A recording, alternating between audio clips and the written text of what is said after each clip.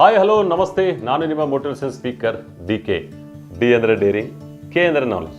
ಇವೆರಡೂ ಯಾರ ಹತ್ರ ಇದೆ ಅಥವಾ ಇವೆರಡನ್ನ ಯಾರು ಪಡಿತಾರೆ ಅವರಿಗೆ ಗೆಲುವು ಗ್ಯಾರಂಟಿ ಅಂತ ಹೇಳ್ತಾ, ಯಾವುದೇ ಕೆಲಸ ಮಾಡಬೇಕು ಅಂತಂದರೆ ಅದಕ್ಕೆ ಒಂದಿಷ್ಟು ಪಾಲಿಗೆ ಬಂದಿದ್ದೆ ಪಂಚಾಮೃತ ಅಂತ ತಿಳ್ಕೋಬೇಕು. ಯಾಕಂತಂದರೆ ಯಾವ ಕೆಲಸ ಕೊಟ್ಟರೂ ಕೂಡ ನಿಸರ್ಗ ಇರ್ಬೋದು, ದೇವರು ಇರ್ಬೋದು, ಯಾವ ನಿಮಗೆ ಅಸೈನ್ಮೆಂಟ್ ಕೊಡ್ತಾರಲ್ಲ ಅದು ನಮ್ಮ ಪಾಲಿಗೆ ಪಂಚಾಮೃತ ಅಂತೇಳಿ. ಮತ್ತು ಕೆಲಸ ಆದಮೇಲೆ ಅವರಿಗೆ ಥ್ಯಾಂಕ್ ಯು ಸೋ ಮಚ್ ಅಂತ ಹೇಳಲೇಬೇಕು ಅಂತೇಳಿ. ಮುಂದಿನ ಏನಾಗುತ್ತೆ ಅಂತಾರೆ, ಒಬ್ಬ ವ್ಯಕ್ತಿ ಆಫೀಸಲ್ಲಿ ಕೆಲಸ ಮಾಡ್ತಾ ಇರ್ತಾನೆ, ಭಾಳಷ್ಟು ಕೆಲಸಗಳನ್ನು ಕೊಡ್ತಾರೆ ಅವನಿಗೆ, ಭಾಳಷ್ಟು ತೊಂದರೆಯನ್ನು ಕೊಡ್ತಾ ಇರ್ತಾರೆ. ಬಾಸ್ ಅಂತೂ ಟಾರ್ಗೆಟ್ ಮಾಡಿದ ಹಾಗೆ ಕೆಲಸ ಮಾಡ್ತಾಯಿದ್ದಾರೆ ಅಂಥೇಳಿ ಅವನು ತೊಂದರೆ ಆಗಿರುತ್ತೆ. ಅದೇ ಕೆಲಸದ ಒತ್ತಡವನ್ನು ತೆಗೆದುಕೊಂಡು ಮನೆಗೆ ಬರ್ತಾನೆ, ಮನೆ ಹೆಂಡ್ರ ಮಕ್ಕಳ ಜೊತೆ ಗಲಾಟೆ ಮಾಡ್ಕೋತಾನೆ. ಗೆಳೆಯರು ಫೋನ್ ಬಂದರೆ ಜೋರಾಗಿ ಮಾತಾಡ್ತಿರ್ತಾನೆ, ನನಗೆ ಯಾಕೆ ಫೋನ್ ಮಾಡಿದ್ದೀನಿ ನೀವು ಹಾಗೆ ಹೀಗೆ ಅಂತೇಳಿ. ಬೀಗರು ಬಂದ್ರ ಜೊತೆ ಅವ್ರು ಕೂಡ ಚೆನ್ನಾಗಿ ಮಾತಾಡ್ತಿರಲ್ಲ. ಹೀಗಾಗಿ ಮರುದಿನ ಏನಂತಾರೆ, ಮತ್ತೆ ಆಫೀಸಿಗೆ ಹೋಗ್ತಾನೆ ಭಾರವಾದ ಮನಸ್ಸಿನಿಂದ, ಮತ್ತೆ ಗಲಾಟೆ ಮಾಡ್ಕೋತಾನೆ, ಮತ್ತೆ ಕಿರಿಕಿರಿ ಮಾಡ್ಕೋತಾನೆ. ಬಾಸ್ ಸಿಕ್ಕಾಪಟ್ಟೆ ಬೈತಾರೆ, ಭಾಳಷ್ಟು ಟೆನ್ಷನಲ್ಲಿ. ಮತ್ತೆ ಸಂಜೆ ಮನೆಗೆ ಬಂದಾಗ ಒಂದು ಮಗು, ಸುಮಾರು 8 ವರ್ಷದ ಒಂದು ಮಗು ಬಂದು, ಅಪ್ಪ ನನಗೆ ಹೋಮ್ವರ್ಕ್ ಮಾಡೋಕ್ಕೆ ಹೆಲ್ಪ್ ಮಾಡ್ತೀರಾ ಅಂತ ಕೇಳ್ತಾರೆ.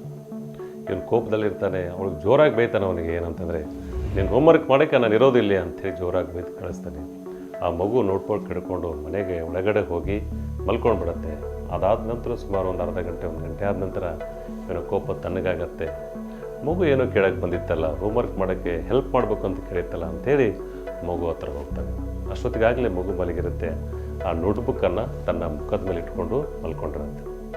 ಆ ನೋಟ್ಬುಕ್ಕನ್ನು ತಂದೆ ಎತ್ಕೊಂಡು ನೋಡ್ತಾರೆ, ಏನು ಹೆಲ್ಪ್ ಮಾಡೋಕ್ಕೆ ಹೇಳಿದ್ನಲ್ಲ ಇವನು ಅಂತೇಳಿ. ನೋಡಿದಾಗ ಅದರಲ್ಲಿ ಒಂದು ಅಸೈನ್ಮೆಂಟ್ ಬರೆದಿರುತ್ತೆ. ಏನು ಅಂತಂದರೆ, ಮೊದಲು ಕಷ್ಟ ಆದರೆ ನಂತರ ಅದರಿಂದ ಸುಖ ಇರುತ್ತೆ, ಇದ್ರ ಬಗ್ಗೆ ಒಂದು ಎಸ್ಸೆ ಬರಿಬೇಕು ಅಂಥೇಳಿ ಮಗನಿಗೆ ಹೋಮ್ವರ್ಕನ್ನು ಕೊಟ್ಟಿರ್ತಾರೆ.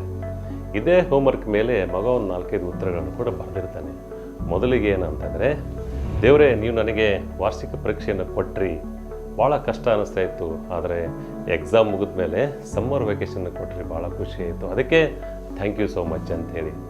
ಎರಡನೇದಾಗಿ ಬರೋದಿರುತ್ತೆ ಏನಂತಂದರೆ, ದೇವರೇ ನನಗೆ ಕಹಿಯಾದ ಔಷಧಿಯನ್ನು ಕೊಟ್ರಿ, ನುಂಗೋಕ್ಕೆ ಭಾಳ ಕಷ್ಟ ಆಗ್ತಾಯಿತ್ತು, ಏನಪ್ಪ ಇಷ್ಟೊಂದು ಕಹಿ ನುಂಗ್ಬೇಕು ಅನ್ನಿಸ್ತಾ ಇತ್ತು, ಆದರೆ ಅದನ್ನು ಸೇವಿಸಿದ ಮೇಲೆ ನನಗೆ ಒಳ್ಳೆಯ ಆರೋಗ್ಯನ ಕೊಟ್ಟರೆ, ಅದಕ್ಕೆ ಥ್ಯಾಂಕ್ ಯು ಸೋ ಮಚ್ ಅಂತೇಳಿ. ದೇವರೇ ಬೆಳಗ್ಗೆ ಏನಂತ ಗಡಿಯಾರ ರಿಂಗ್ ಆಗ್ತಾಯಿತ್ತು, ಅಲಾರಾಮ್ ಆಗ್ತಾಯಿತ್ತು, ಹೇಳೋದು ಬೇಡ ಅನ್ನಿಸ್ತಾಯಿತ್ತು, ಎಷ್ಟೊಂದು ತೊಂದರೆ ಆಗ್ತಾಯಿದೆ ಅನ್ನಿಸ್ತಾಯಿತ್ತು, ಆದರೆ ಗಡಿಯಾರಿಂದ ಎದ್ದ ಮೇಲೆ ಏನು ಅಂತಂದರೆ ಖುಷಿಯಾಯಿತು, ಜೀವನ ಹಿಡಿಯಲ್ಲ ಅಂತ ನಾವು ಎಚ್ಚರಾಗಿದ್ದೀವಲ್ಲ ಅನ್ನಿಸ್ತು, ಅದಕ್ಕೆ ಥ್ಯಾಂಕ್ ಯು ಸೋ ಮಚ್ ಅಂತೇಳಿ.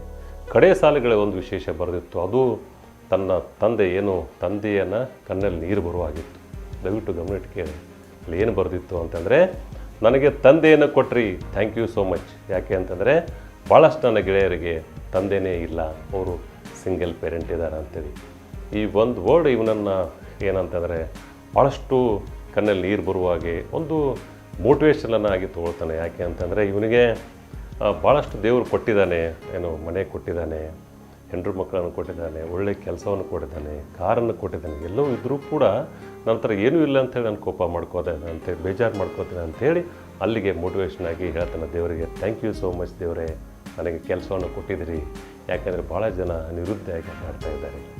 ಥ್ಯಾಂಕ್ ಯು ಸೋ ಮಚ್ ದೇವರೇ, ನನಗೆ ಹೆಂಡ್ರು ಮಕ್ಕಳನ್ನು ಕೊಟ್ಟಿದ್ದೀರಿ, ಭಾಳ ಜನ ಮದುವೆ ಆಗಿಲ್ಲ, ಕೆಲವು ಜನ ಮದುವೆ ಆದರೂ ಕೂಡ ಮಕ್ಕಳಾಗಿಲ್ಲ.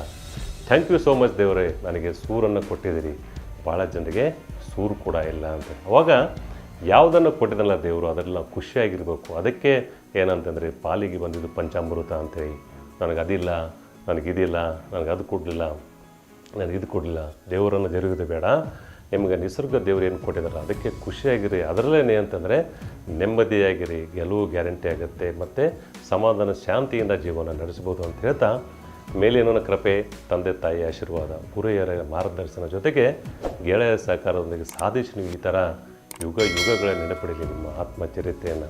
ಮತ್ತೊಂದು ಸಂಚಿನೊಂದಿಗೆ ಮತ್ತೆ ಭೇಟಿಯಾಗೋಣ. ಅಲ್ಲಿವರೆಗೆ ನಿಮ್ಮ ಆಹಾರ ಔಷಧಿ ಆಗಿರಲಿ, ಅತ್ಯುತ್ತಮ ಆರೋಗ್ಯ ನಿಮ್ಮದಾಗಿರಲಿ. Take care.